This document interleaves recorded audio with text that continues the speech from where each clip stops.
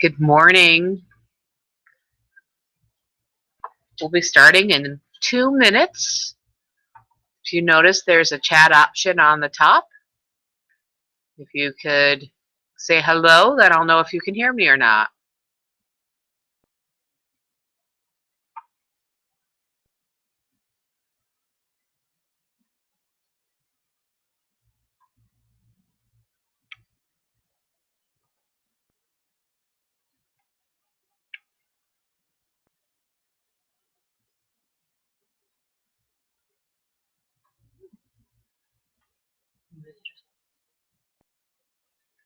Where do you raise your hands?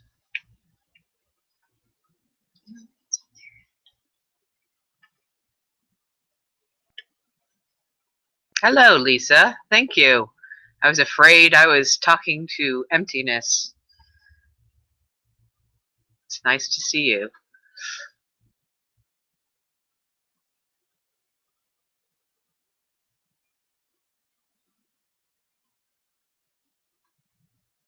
You see Lisa Goldman and Debbie have joined us as well. If you guys can hear okay, just type a quick hello in the chat so I know that you're there.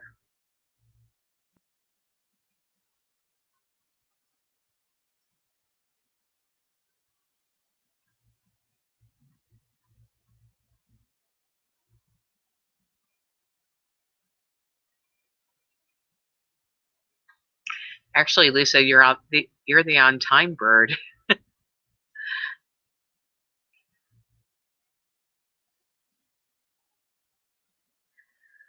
So it's 11 o'clock. So I think to be respectful of your time, let's just go ahead and get started. If more people join us, I see that we have just a few people, but this is our second broadcast of the webinar. I know that we had some technical difficulties the first time around, so we're going to cross our fingers and hope we don't have any technical difficulties. If for some reason you lose us, do know that we will be making sure that we're back on as soon as possible, so don't go too far. We did have a little glitch last time that we just sort of lost the webinar, but it did come back. If you have any questions at any time, I think you can see the chat function.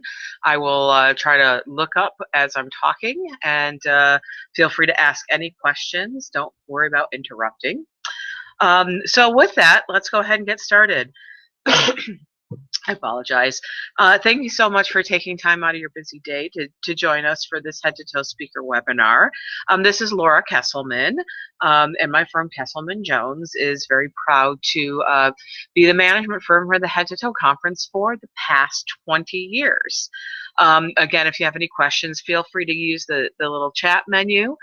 Just type it in and I'll do my best to answer any questions that appear. Also with us today is Jillian Oakes, who's sitting in my office.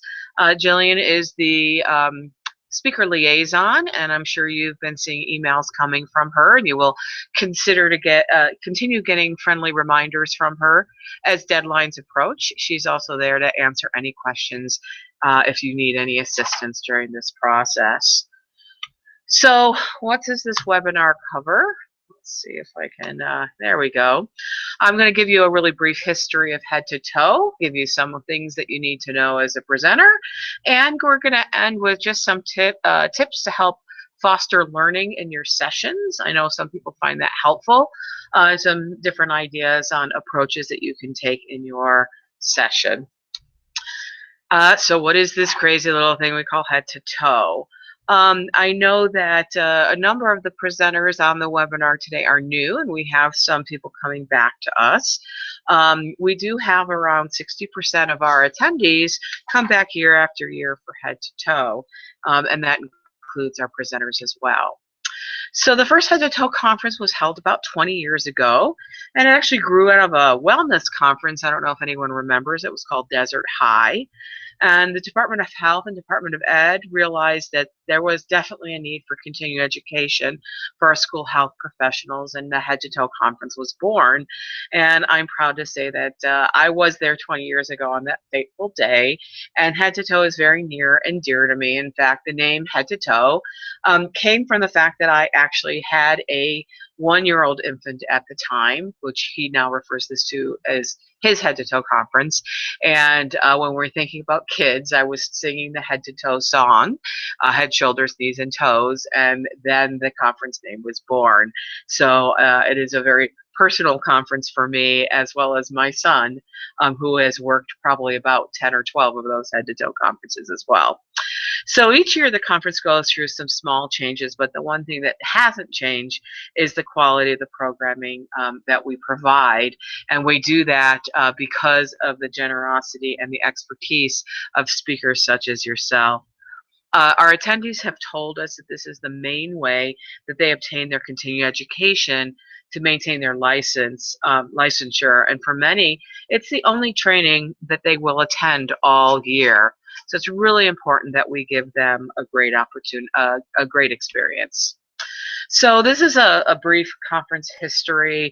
For the first Head to Toe, our goal was 250 people, and we had over 200, and I think we had 284 people squeezed into a room for 250. And we saw that we definitely were onto something. As you can see, our numbers have gone up and down over the year. And currently, this only goes to Head to Toe 16, but we've really maintained at that 530 number since 216.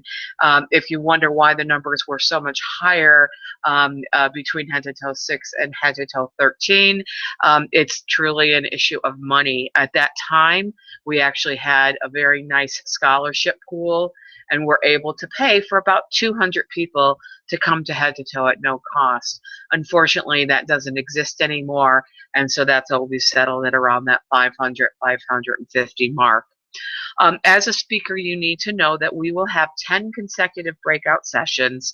Sessions will range in size from 30 to 100 people, and attendees will pre-select their sessions on their registration form. You'll receive an email from Jillian telling you how many people you can anticipate in your session. We'll send that out probably around 2 weeks before the conference. Right now, we haven't closed our early bird yet, and that's when we really see where our numbers are going to land with the sessions. Attendees are not held to their sessions, but we've found that over years that the session selections are pretty accurate to the actual attendance, give or take about 10%.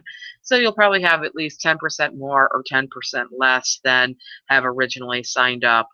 We do encourage attendees to arrive early and to start on time. We encourage the presentations to do that as well, so we can continue to move those people and make sure everybody's in the rooms that they were supposed to be. So who attends Head to Toe? So I want you to take a little bit of time just to look at this grid, because it's really important for you to know who's in the room. This conference is designed for school nurses, counselors, and social workers, and you can see this makes the majority of the attendees. I do want to bring to your attention that although everybody is welcome, this conference is not designed for teachers or administrators or parents, and we don't expect our attendees necessarily to be working in the classroom. It's important that you remember that, because that's who's sitting in the room. One of your challenges that you're going to have is the experience levels of our participants ranges from brand new in the field to over 20 years in the field. Now, I do have to tell you that the majority of our attendees do have a great deal of experience in the field. So we encourage you to poll your attendees before the beginning of the presentation so you know exactly who's in the room.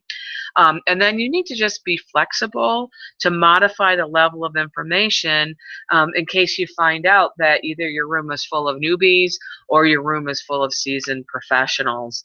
That is a definite frustration to the seasoned professionals, that sometimes the information is too basic. So please keep that in mind. Our attendees are from all over the state and represent students from students from various backgrounds. Only about 33% are actually from Albuquerque. So make sure you address the unique cultural makeup of our state, as well as consider rural, frontier, and urban differences. For example, if you're presenting a program that's being showcased, a best practice in Albuquerque, please consider how that same program would work in someplace like Tomei with limited resources. And be prepared to share these thoughts with your attendees, or better yet, have them go ahead and discuss and share their ideas, and they might have some really interesting input and ideas of how the program in your market can be implemented in theirs. So any questions about head to toe right now, feel free to use the chat menu. So what we're going to talk now is a little about the logistics and how they impact you. So this is how things are done. So let's talk first about lodging and mileage. If you live more than 90 miles from Albuquerque, we will be providing lodging for one night and a mileage reimbursement.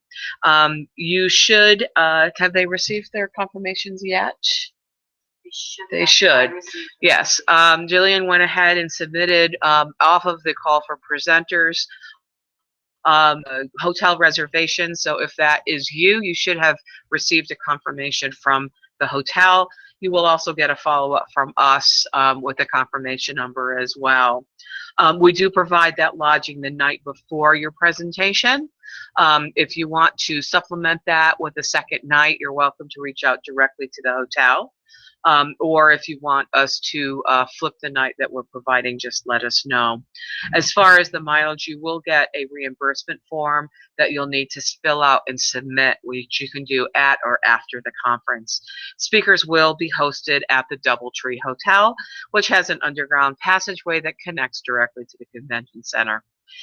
Registration. If you haven't registered already, all speakers receive 50% off conference registration, whatever the valid price is at the time. So we highly recommend that you take advantage of the early bird rate and get 50% off that. Early bird does end on the 19th of this month. So please, if you're interested in attending the full conference, go ahead and register. This does not cover the pre-conference workshops. If you're attending the session only, the one that you're presenting at, you do not need to register or re-register. We have all of your data from the call for presenters. If you have any co-presenters and you have not submitted their names, it is really important that you get that information to us so we can start communicating with those individuals. Every session will have a room host, and these individuals are volunteers, and it's their job to support you in any way they can. They'll pass out evaluations, they'll monitor the door, and they'll serve as the liaison between the room and the conference staff. Room hosts will also help you keep track of time to know when to begin and when to end the session. They'll have a box of supplies with things like tissues and pencils and Post-it notes and paper clips. Talk to your host and let them know how you would like to be supported during the session and how we can make it as seamless as possible for you. Let's talk a little bit about handouts. We will be providing thumb drives with any material sent to us in advance to the attendees when they check in. We do not make any copies of handouts, so if there's something that you would like to distribute, we're going to ask if you would be so kind as to bring those yourself. We do also post items on the website and on the conference app so people can have real-time access to it at the conference. So please, any resources you want to share electronically, you need to get to us as soon as you can, and preferably by the deadline. And don't worry, we will remind you numerous times of when that deadline will occur. We can also post items on site and after the event. So if you're fine-tuning your presentation and you don't want what you are working on in advance posted, but want something that you're going to present at the workshop, again, we can go ahead and post that for you. Please remember that you need to have permission on any images in your presentations in order to give us permission to post. We have been notified twice in the past year that people have basically committed copyright infringement, and there are fines ranging between $70 to $700 that we have been leveraged for images on other people's PowerPoints that ended up getting posted on our website. Please note that the web is a challenging place right now, and there is something called internet trollers that actually look for images, and they can look at any level. So even though it's buried in your presentation on our website, we will be notified if there is an illegal image. We will be stressing that many times. You do actually give permission to post. Once you give permission to post, we also believe that you will be accepting liability if there are any images that end up being subject to copyright, and we are notified for that. So the best reminder I can give you is please do not cut and paste images on your presentation.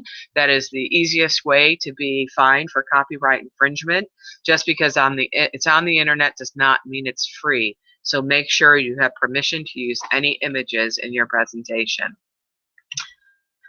The next thing we're going to talk about is the setup for your sessions.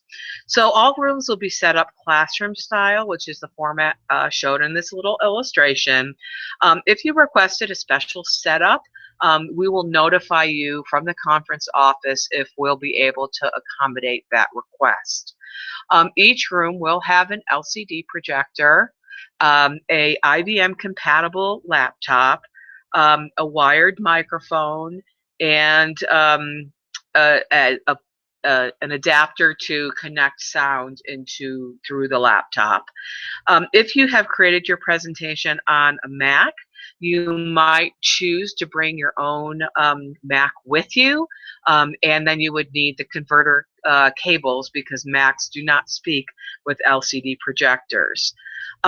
If you have any questions or technological issues, we can have our AV person speak with you in advance, or my office would be happy to speak with you as well. If you are doing a panel, there will be a number of mics, but not one for every presenter. We usually try to have one for every 2 or 3 presenters to help keep our costs down. If you had a special equipment request on your call for presenters, that will be provided, and if for any reason it can't, we will notify you. Sometimes people ask for things that don't exist anymore, such as chalkboards or whiteboards. Those actually are really hard to locate in inventory. We can provide flip charts, but again, you do need to make sure that you've requested that information in advance. If you are showing any kind of a DVD, that make sure that you've tested it on a laptop and bring more than 1 copy possible. It would be great if you could send it to the conference office in advance so we could test it on our equipment, or at least drop it off early at registration and we'll get it tested on the laptop. Please note if you have any embedded video or audio in your presentation, you need to make sure when you copy over that PowerPoint, you copy those files as well. Otherwise, your links will go nowhere. If you do send us your PowerPoint in advance, it will be preloaded on the computer in the room which you're presenting. What we do encourage everybody is to go ahead and send us your PowerPoint. We actually give you to just a couple days before the conference to get it to us. Now, I know as someone who presents that sometimes we're tweaking those at the last minute. Hopefully, we're not building them at last minute, but we suggest sending what you've got. So we at least have one version as a backup for you. And then if you want to bring a more updated version, you can do that. Bring a thumb drive and we'll go ahead and transfer that over onto the laptop. If you have any AV questions or problems during your presentation, just let your room host know and they'll request an AV tech to be sent to your room. The best way to avoid problems is to send your materials in advance to the office and then show up early to your session to actually test it, press the buttons, and make sure you know that everything works. I don't see any questions, so I'm just going to keep going. So now I'd like to just go ahead and share a little advice with you that's been based on years of experience with conference. So here are things that we believe, actually we've been told by attendees that make them grumpy. Misleading session descriptions. So this is probably one of the most frequent complaints that we receive, is that the session didn't match the description. So it's really important that the description you provided is that were posted on our website is correct. You have until April 1st to make any last minute changes before the information is actually printed in the program. And actually, I'm not even sure we have a great amount of detail. So we can update that information. And so it's really important, if something has changed and you feel that you can have a more focused description than you did when you wrote your call, please send us an updated description. Also, it's really important that you have consensus of all the presenters if you have a panel, so there's no last minute changes. And if you must make a change, please announce at the beginning of the presentation so attendees can decide in advance if they should stay to your presentation. We do tell attendees that they have the right to get up and leave your session. It's about their return on investment and them being sure that they can get what they need. And if they can't, they should leave. So don't make them wait till halfway through to realize you're not going to cover what you addressed in your session description. So PowerPoints, we can go for a long time about PowerPoints, but attendees know when they're getting read to and they don't like it. Here's my philosophy. You are the star, not the PowerPoint. You've been brought for your expertise. If they can sit and read your presentation, then there was really no point of you being there. We want them focused on what you have to say. We don't want them focused or being frustrated because they can't read a PowerPoint because the graph is too small. So remember, you're the star, not your PowerPoint. One of the other big pet peeves of attendees is actually microphones. I've heard it, I've done it, I've even done it myself. I have a loud voice. I know I have a loud voice. And so I'll say, I don't need the microphone. We have that happen quite a bit. We pay for the microphones, so we should use the microphones, because what we don't know is if there's anybody in the audience who might not have the best hearing, or might be distracted by other noises in the room. So we do want to go ahead and use the microphones. There might be some smaller rooms that won't have microphones. Obviously, then don't worry about it. But if a mic has been provided, please use it.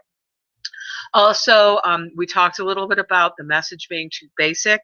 Please make sure that you know who's in the room and that you've modified your presentation as needed so that it's appropriate for them. So things that make attendees wince, especially in this year and this political climate, just like the dinner table, please stay away from politics and religion. This is one thing that I always see if anybody's made even the slightest joke, which you might think might be humorous politically, somebody could easily be offended. So let's just try to stay away from that, especially in this election year. Any kind of sales pitch. Now, if you have a product that you promote or you want people to be aware of, that's great and that's fine. But please be careful of making it sound like a sales pitch. People are there to learn and don't want to also feel like unless they could afford something that they won't get access to that resource. Also, be sure to define any acronyms and terminology used throughout your presentation. Don't assume that the audience knows all of them, even if you think that they should. Remember, you have a great deal of variation of people's knowledge levels and experience levels, so you got to speak to that. This is what makes people have the baby face. If you think you are doing attendees a favor by ending early, it actually causes a lot of problems. We request a certain number of hours of continuing education credit. So technically, if you end early, we would have to take time off of the time that was granted for those sessions. And our attendees need that time in order to maintain their licenses. licensure. So, and that, and then there's other issues with then people feeling like, what do I do now? So please don't end early. You're not doing anyone a favor, and you should have plenty of opportunity for conversation and discussion to more than fill any empty time. It's also their big learning opportunity, and so let's make sure that they learn, and they shouldn't want to get out early. We also want to make sure that you end on time, because it's very likely there's another presenter after you, or there's an activity after you. So going over is a challenge as well. If you would like to continue dialogue, I think you just need to formally stop the session and say, the session, thank you very much, everyone. And then say, if you'd like to continue the conversation, we'll be meeting, in the foyer, or perhaps there'll be an empty room. You do need to remember there could be a session right after you, so it is important that we empty the room for the presenter that needs to follow, so they have time to get comfortable. Finally, please read the emails that we send you. They're there to support you. They're there to provide you with information. We have done our best to keep you as informed as possible, and to try to not to overload you. But remember, we also have a lot of reminders. We have, I believe, 120 speakers, something like that. I'm looking at Jillian because she's the one wrangling. So know that we're doing our best to keep track of everybody and make sure that everybody's taken care of. So again, if you have any questions, you can shoot us an email, use the chat function, give us a call. We're here to help you. So one of the things, now that you know what to expect logistically and who you're presenting to, I just want to spend a little bit of time talking about, to consider about how you are presenting.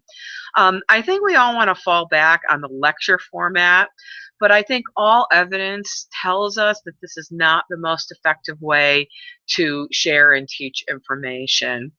Applying good adult learning principles is really easier than you think. The biggest challenge is prioritizing your content and decreasing the amount of time that you actually spend talking.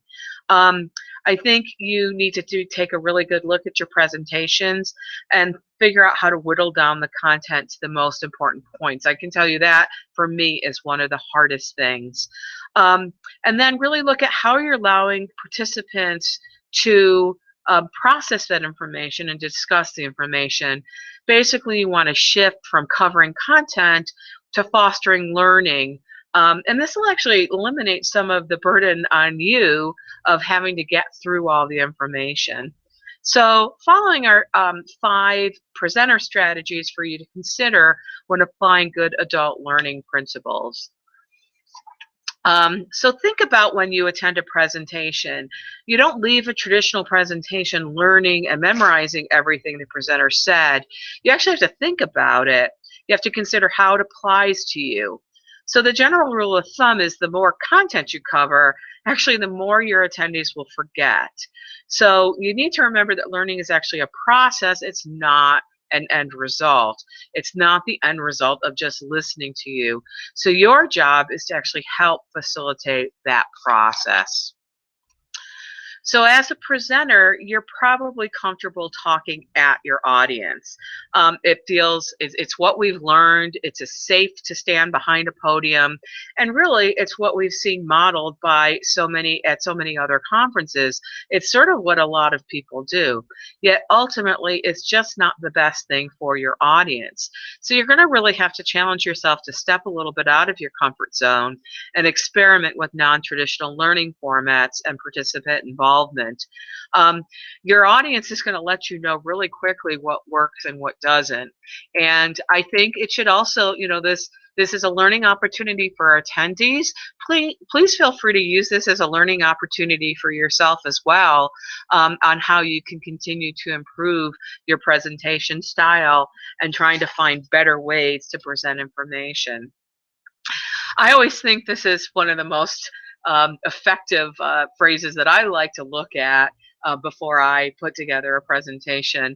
If you really think about it, who actually learns the most during doing a presentation? It's the presenter. I know for myself, I research my topic, I look at what other people are talking about, I write down my notes, I put everything in order, I create my PowerPoint, I practice. Well, gosh, by the time it's over and said and done, I actually do all the learning. Um, so, when we say it out loud, when we hear ourselves talk, we're processing that information 3 times.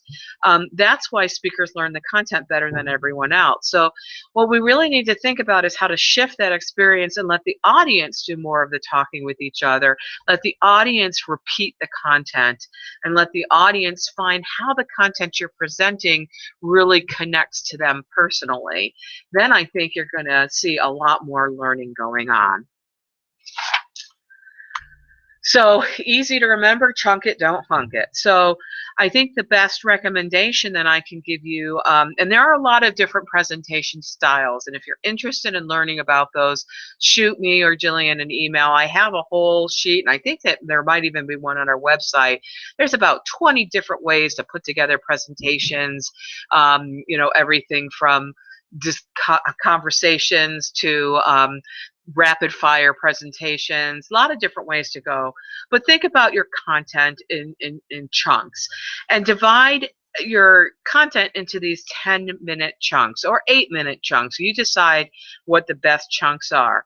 And then after each time you present a major point, perhaps insert a short discussion or reflection activity so that your audience can process it. Saving all the questions to the end of a presentation is not a best practice. It's not an effective way. And really what's happening is all through your presentation, people are thinking about what's in it for me. How can I apply this information to my school, to my students? And that's where their questions are arising. So give them that time throughout your presentation to process the information. So the more content you hunk together because you feel you have to cover the content, the more, again, they're going to forget it, and you're not going to get the best results. The other thing is you're approaching a different presentation method. You have to give participants a safety net, a psychological safety net, so to speak, so that they also can step out of their comfort zone. A lot of conference attendees also think they're going to come and sit and someone's going to talk at them, and that's what they're prepared for. So you're going to maybe ask them to try new things and to step out of their comfort zone. So it's really important to let them know that whenever there's an activity or a peer discussion occurs, that they have the right to pass. That's okay if they want to be an observer. Oftentimes just giving them the right to sit back and to watch will actually encourage them and increase their comfort level to join the group. So those are just a couple of things that I'd like you to think about as you're putting together your presentation. And as we draw to the end of this webinar, I just want to spend a couple minutes to remind you that if you must use PowerPoints, to keep these things in mind. And I think we all know what PowerPoint torture looks like. So we can relate to this cartoon. When you design your PowerPoint slide, see the little arrow? Designed for that guy in the back of the room. We all have these huge monitors sitting on our desk, and the PowerPoints look awesome when we're creating them because we're literally 6 inches away from the screen that's much larger than the distance that we're looking at. When you're going into a meeting room, somebody can be sitting 20, 30 feet away from your presentation. So you need to remember that. You need to avoid, I'm going to read off the PowerPoint, too much text. Font size 20, I would actually say 28. If you can keep it under 28, over 28, that would be better. Detailed charts or graphs. Excessive animation is irritating. Colors or background, you have to remember what you're looking at your monitor is not necessarily what it's going to look like at the screen. Projectors have different color intensities, and I've seen some really epic fails when somebody's tried to put a really strong background or text colors in there. Keep it simple. Simple images, simple things to help you move your presentation forward. There is a guidance document on kessjones.com, our website, on creating PowerPoint presentations. Feel free to download that information or ask our office for feedback if you'd like a little bit of help. So with that, just to remind you, early bird registration ends on, it's actually March 19th because it's midnight. So just to remind yourself, Friday, March 18th. Get your registration in if you're planning to attend the conference in full. And then also your PowerPoints are due to our office no later than April 18th, which is actually the week of our conference. And those are the PowerPoints that are going to be shown. We will be asking you earlier for information to load on the thumb drive. We'll be getting you an email and reminders of when that's going to happen. It really relies on how long it takes us to produce those thumb drives. Remember, we have to have 600 copies of that data created and have it put together before it's done. Early April, Jillian just whispered in my ear. So remember, we're all here because we want to make sure that we're creating an environment to support academic success for our kids. I would like to thank you very much for helping us celebrate 20 years of bringing our school nurses, counselors, and social workers quality continuing education. If there's anything that our office can do to help you, please let me know. And thank you again for sharing your time, your expertise, and your enthusiasm. And with that, I hope you have a great day. Feel free, if you have any questions, type them in the chat. I'll be watching the chat for a couple more minutes. And again, call us if you have any questions. Thanks again for your time.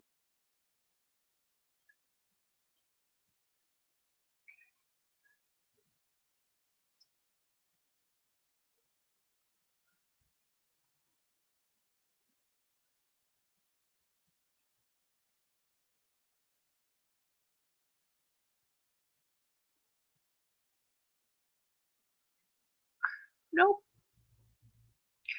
everyone's slowly going away.